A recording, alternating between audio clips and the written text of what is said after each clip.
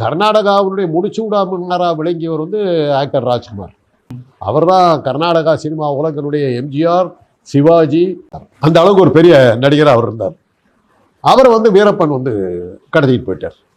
கடத்திக்கிட்டு போயிட்டா கர்நாடகா அன்னைக்கு வந்து தமிழர்களை வந்து எவ்வளவு துன்புறுத்த முடியுமோ, எவ்வளவு கேவலப்படுத்த முடியுமோ அவ்வளவு தூரத்துக்கு கர்நாடகாவில் பல விஷயங்கள் நடந்துக்கிட்டு இருந்தது. அந்த நேரத்தில் திருவள்ளுவர் சிலையை பெங்களூர்ல இருக்கிற தமிழ் சங்கத்துக்குள்ளார தெருவில் கூட வைக்கல, தமிழ் சங்கம் அவங்க கட்டடத்துக்குள்ளார திருவள்ளுவர் சிலையை வைக்கிறாங்க. அதை வைக்கக்கூடாதுன்னு அன்னைக்கு இருந்த கன்னடக்காரர்களை எதிர்த்தாங்க. எதிர்த்த போது அப்பதான் வீரப்பன் இவர் வந்து தன்னுடைய நிலங்கள்லாம் வந்து வீரப்பன் காட்டுக்கு பக்கத்தில் தான் இருந்தது. அந்த இடத்துல அவர் போய் ரெஸ்ட் எடுத்துக்கிட்டு இருந்தார். இது மாதிரி ரிசார்ட் மாதிரி வச்சுருப்பாங்களே, அதில் போய் ரெஸ்ட் எடுத்துக்கிட்டு இருந்தார். நாங்கள் போய் வீரப்பன் கடத்திக்கிட்டு போயிட்டார். வீரப்பன் வச்ச இது என்னன்னா, அவரை விடணும்னா காவிரி பிரச்சனையில் ஓரளவுக்கு நிறைய இது செட்டில் ஆகும், திருவள்ளுவர் சிலையை திறக்கணும் அப்படின்ட்டாங்க. ரஜினி வந்து ஒரு மீட்டிங்க்கு போனார் பெங்களூருக்கு. அங்கே போய் கன்னடத்தில் பேசினார். வீரப்பன் ஒரு அசுரன், அவனை வதம் செய்ய வேண்டும் அப்படின்னாரு. அந்த நேரத்தில் தான் பாபா படம் ரிலீஸ்.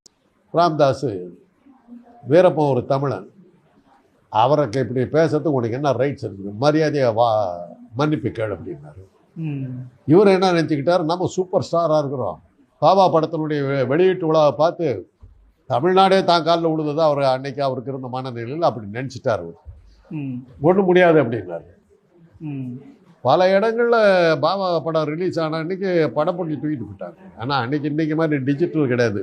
இப்போ ஃபிலிம் ஷூல் தான், அதை வந்து பொட்டி எடுத்துக்கிட்டோம், அதை பொட்டியெல்லாம் தூக்கிட்டு போயிட்டாங்க. அந்த படத்துக்கு பெரிய ரகலை வரப்போது, இது ரஜினி ரசிகர்கள் பெரிய அமக்கலம் பண்ணுவாங்கன்னு போலீஸு பயந்து போய் எங்கே பார்த்தாலும் போலீஸ் பாதுகாப்பு போட்டாங்க.